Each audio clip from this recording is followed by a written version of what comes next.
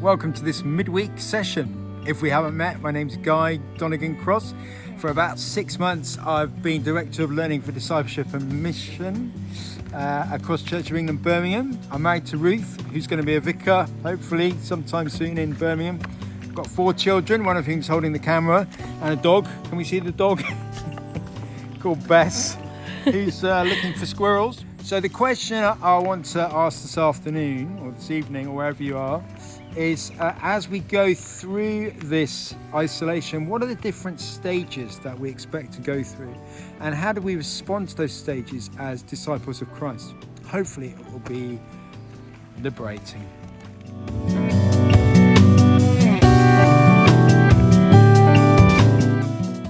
Do you know, it's actually starting to rain. I mean, when did we last have rain? And my head's getting a bit cold, so being follically challenged, so I think I'll have to put my hat on. Anyway, when I started out in isolation, I thought, great, here's an opportunity. I'm going to read the works of Shakespeare. I'm going to do Couch to 5K. Spiritually, I'm going to become like a monk. I'm going to embrace all these new spiritual rhythms. But if I'm honest, in the last week or so, I feel like, well, a marathon runner who feels like this.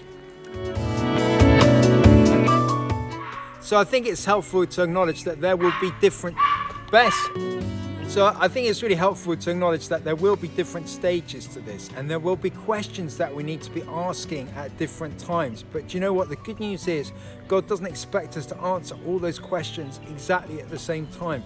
And some of us may be in a different position to answer them than others. And that's an interesting message.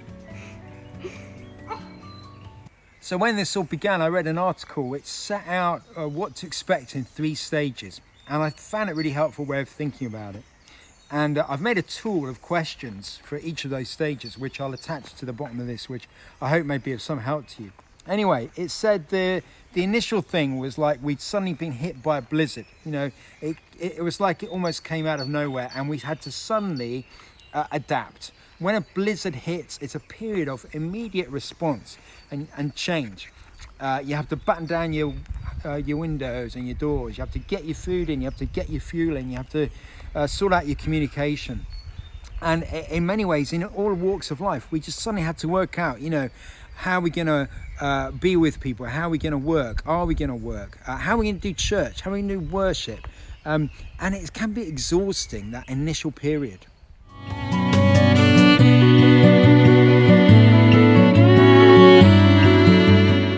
From my point of view, within the body of Christ, there's been some enormous creativity and hard work being done all over our area, and it's amazing. And particularly since, you know, it was during Lent and Easter, which I know makes really good sense spiritually and theologically, you know, journeying with God through the period of Good Friday and Holy Saturday and Easter Sunday and going through Lent. But nevertheless, still a lot of adaptation and work. And people may still feel they're in that phase now. But the second phase, they said, was winter. It's when you kind of realize that this is going to go on longer than you thought. This is where I'm feeling at the moment. Maybe you are too. And you have to bed down, and you have to find new ways of living that are sustainable and can keep you going through a longer period. And it might be time in winter to start thinking about, well, what's going to happen when winter ends? But actually, the immediate thing is to adapt and find longer term ways of being with God, with other people, and with your community. But the final season, they said, was when we emerged from our wintry homes, blinking into the sunlight, and we realised that we haven't gone back to what was before, and I think a lot of people recognise that, but we've entered a mini ice age. The landscape has changed, the way things are has changed, the way society is, or our resources, or our relationships, or the way we do church has changed.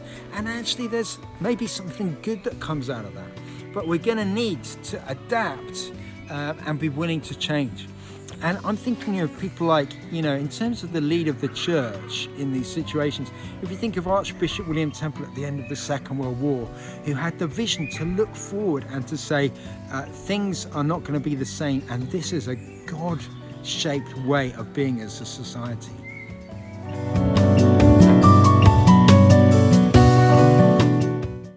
There's a verse in 1 Chronicles which talks about the sons of Issachar who knew the times and they knew what Israel should do.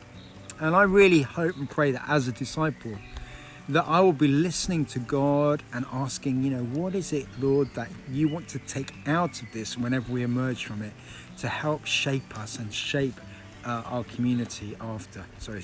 So there are different questions that are appropriate for different seasons of this. And one of the things we've got to work out is which are the questions that God is asking us to consider now. We can't consider all of them together, and some of them might be more for some of us than others. There's a verse in the Bible that talks about there being a time for everything under heaven, a time to embrace and to refrain from embracing. So I pray that this tool of questions, this grid, might be helpful in aiding all of us to work our way through the different seasons of this pandemic. May we be gentle with ourselves as God is gentle with us, and peace be with you in this season.